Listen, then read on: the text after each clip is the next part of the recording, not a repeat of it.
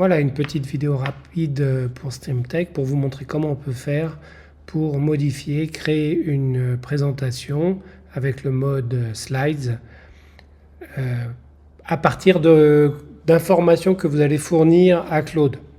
Donc vous démarrez Claude comme d'habitude et là vous allez utiliser le designer, STX Designer, et puis vous allez demander de mettre à jour la présentation, puisque ça j'ai pris la présentation par défaut, le template qui a été créé lorsque j'ai fait les étapes qui sont classiques. Donc j'ai lui dit en fait supprime tous les slides de cette présentation et puis tu dois créer une présentation complète. Alors je lui dis une présentation de plus ou moins 10 slides avec l'objectif de finalement faire une petite présentation de la librairie StreamTech. D'ailleurs il y a une erreur ici, ça devrait être un key, grand X. Cette présentation devrait être attrayante, vous lui donnez toutes les caractéristiques. Ici je lui dis pour le contenu de la présentation d'utiliser les manuels utilisateurs, je lui indique où est-ce qu'il peut aller chercher des informations. Il peut aller aussi sur GitHub, dans les 3 repos GitHub liés à la librairie. Je lui demande d'insérer des images puisque je lui ai mis dans mon point env les clés API pour qu'il puisse générer des images avec Google, OpenAI et tout ce que vous voulez. Je lui demande ici de générer une image par slide. Bon, c'est pas forcément la meilleure conception, mais vous faites ce que vous voulez. Je lui demande d'utiliser des couleurs pour souligner les mots importants, de rendre la présentation interactive quand c'est nécessaire, par exemple avec des boutons pour GitHub, d'insérer des références BibTeX vers le repos GitHub, et puis de montrer quelques formules LaTeX ou des diagrammes GraphViz. Puis je lui dis d'être un peu commercial, de vendre la librairie pour des personnes qui ne sont pas techniques. Voilà, donc là il démarre, il va lire les informations. Donc a priori si vous utilisez Claude, vous connaissez un petit peu. Donc on le laisse travailler, il récupère plusieurs informations venant du cheat sheet, de GitHub, des blocs existants. Et puis là il me propose une structure de présentation en 10 slides.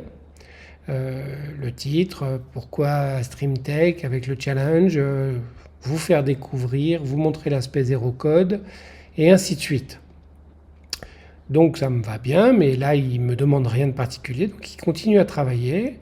Il génère les BibTeX références vers les repos GitHub ou autres. Et puis il commence à écrire du StreamTech. Donc là vous pouvez voir la syntaxe qui est utilisée pour construire les différents blocs. Donc je vous passe ça parce que vous le verrez à l'utilisation. Et je me retrouve globalement,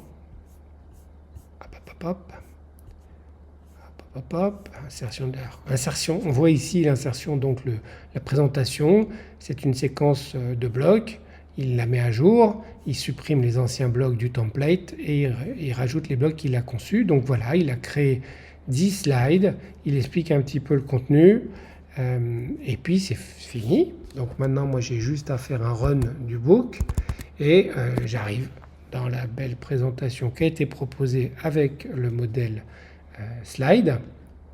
Et puis je peux passer de slide en slide. Donc on voit qu'il a utilisé de la génération d'images avec les modèles.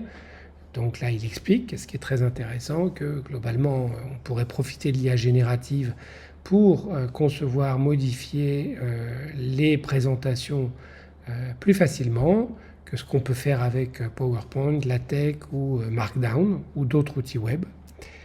Et puis ici donc il vous montre une possibilité qu'on a ajoutée dans la librairie, qui est que vous avez la possibilité d'insérer des images éditables et donc de demander la génération d'une image, éventuellement de changer le prompt et de générer une autre image qui correspondra à ce qui vous va pour illustrer l'idée qui est dans ce slide. Donc on va le laisser traiter parce que la génération prend un peu de temps.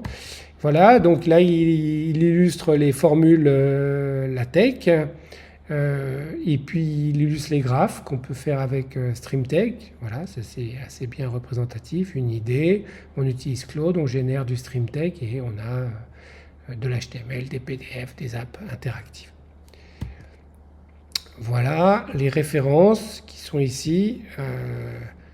Et là on a le module référence comme vous le voyez. Donc quand on insère des références dans StreamTech, ben, les gens peuvent, en mettant la souris dessus, avoir non seulement la référence, copier la référence et ouvrir le lien si on lui a donné un lien. En l'occurrence ici c'était un lien vers le repo comme je lui avais demandé. Voilà. Là il fait une petite démonstration qui permet de montrer l'interactivité. Et puis qu'est-ce qu'il y a? Export HTML et le dernier slide, les liens.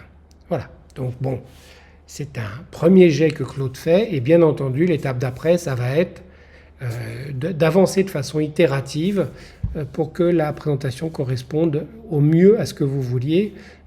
Comme vous le savez, votre demande qui a été donnée initialement à Claude contient les informations les plus importantes pour vous assurer d'être satisfait par ce qui va être généré. Et de toute façon, comme on travaille avec l'IA générative, vous allez forcément vous retrouver à faire des itérations progressives pour arriver à un point fixe où vous aurez votre présentation qui vous satisfera en un temps assez rapide.